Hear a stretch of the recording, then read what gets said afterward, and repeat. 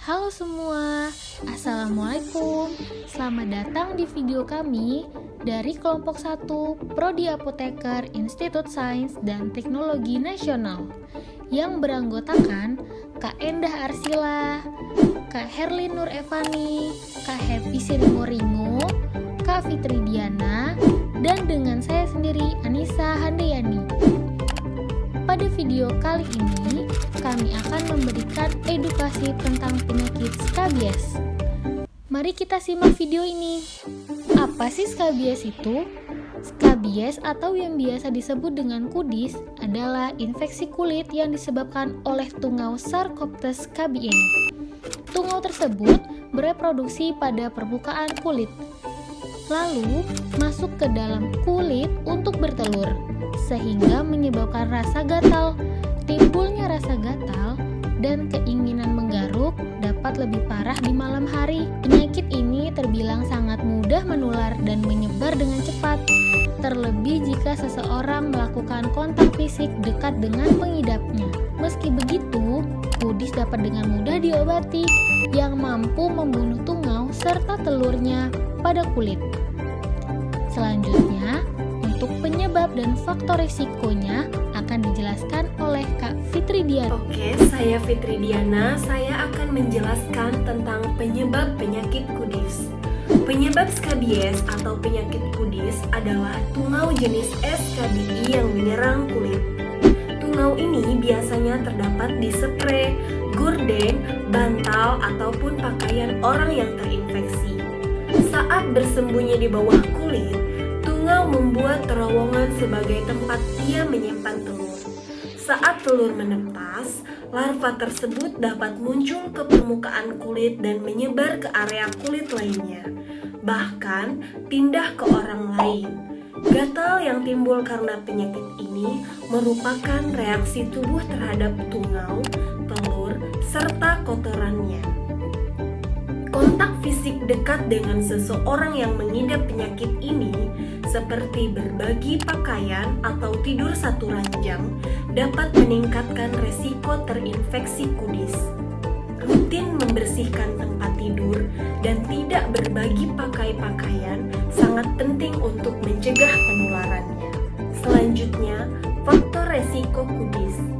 Siapapun dapat terkena penyakit kudis, tetapi resikonya lebih tinggi pada beberapa orang, seperti yang hidup berkelompok, contohnya di pesantren, penjara, ataupun berkeluarga. Selanjutnya, memiliki daya tahan tubuh yang lemah. Lalu, orang-orang yang mengkonsumsi obat-obatan steroid, yang sedang menjalani kemoterapi, dan orang dewasa ataupun anak-anak yang kerap berada di fasilitas penitipan. Selanjutnya, gejala penyakit kudis yang akan dijelaskan oleh Kak Herlin. Halo, saya Herlin. Saya akan coba menjelaskan tentang gejala skabies. Ada yang sudah tahu gejala skabies itu apa saja? Gejala skabies atau kudis yang muncul bisa bervariasi, tergantung jika sudah pernah terkena atau belum. Saat seseorang terkena tungau atau kudis, pertama kali diperlukan waktu sampai 2-2 minggu hingga gejalanya terlihat. Lumayan lama ya.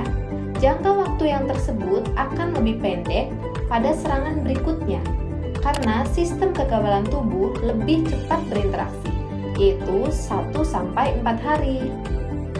Nah, kita akan bahas gejala apa saja yang umum terjadi. Antara lain, pertama, rasa gatal yang parah, terutama di malam hari. Yang kedua, alami ruam menyerupai jerawat. Yang ketiga, terdapat sisik atau lecet pada kulit. Yang keempat, alami luka akibat garukan. Rasa gatal dapat memburuk di malam hari, karena itu adalah momen tungau atau kudis menaruh telurnya ke dalam kulit. Gatal sering dirasakan di sela-sela jari, ketiak, selangkangan, dan daerah lipatan lainnya.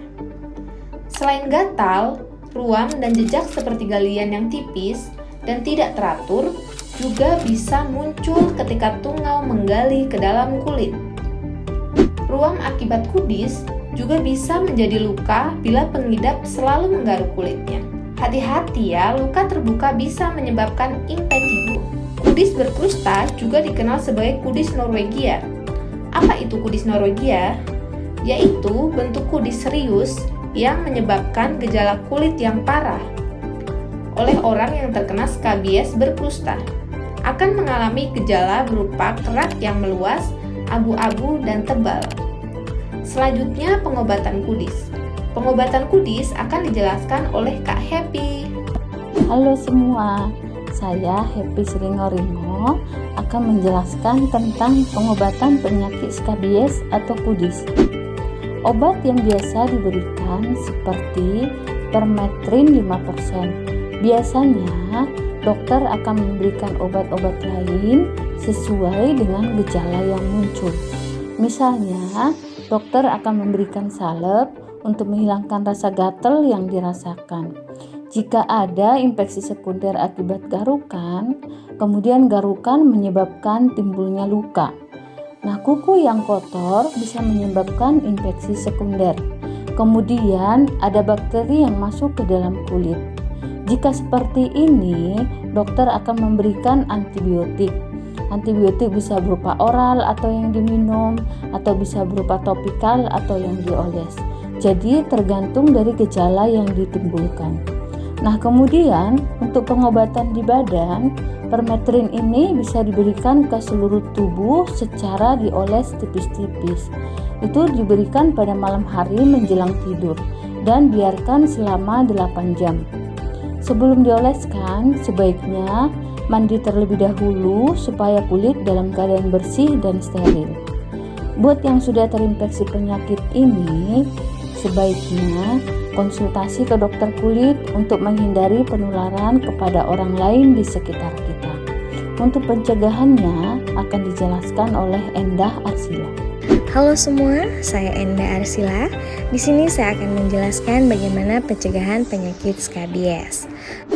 Ada beberapa cara yang bisa kita lakukan untuk mencegah agar tidak berulang dan untuk mencegah penyebaran penyakit ini pada orang lain, yaitu dengan cara membersihkan pakaian dengan benar.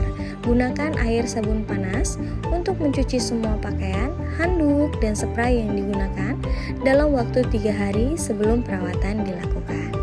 Lalu, keringkan pakaian tersebut dengan panas yang tinggi.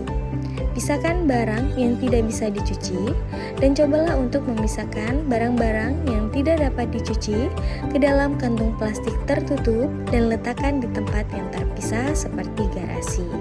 Lalu, diamkan selama beberapa minggu agar tungau mati setelah beberapa hari tidak mendapatkan makanan.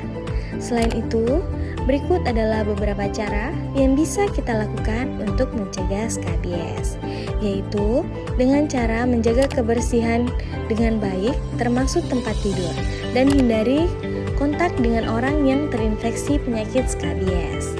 Demikianlah sedikit gambaran dari kelompok kami tentang penyakit skabies. Jika ada kurang dan lebihnya, mohon dimaafkan. Ayo kita berantas penyakit skabies, jangan biarkan skabies mengganggu waktu istirahatmu.